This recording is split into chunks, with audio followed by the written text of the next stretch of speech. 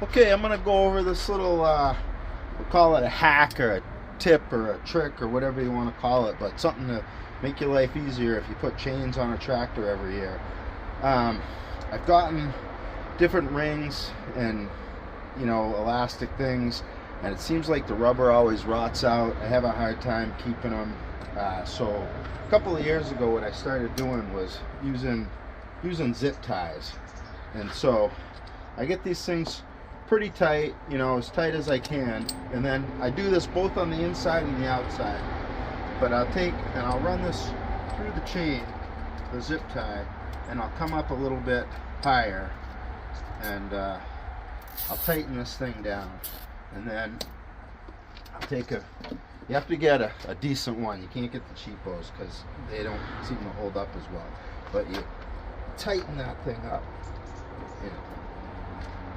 put the tension on it,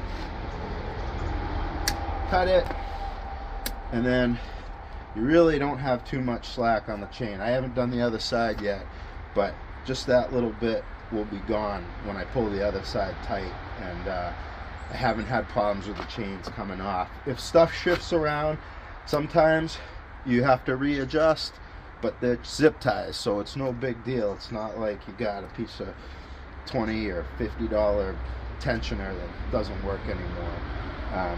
To me, it's just easier, it's quicker. At the end of the year, cut it off, take the chain off, and do it again next year, because my experience is those tensioners always go bad anyway. Rubber rots, whatever you want to call it. So, little thing to make your life easier.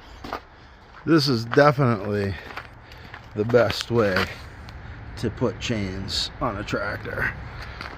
No question.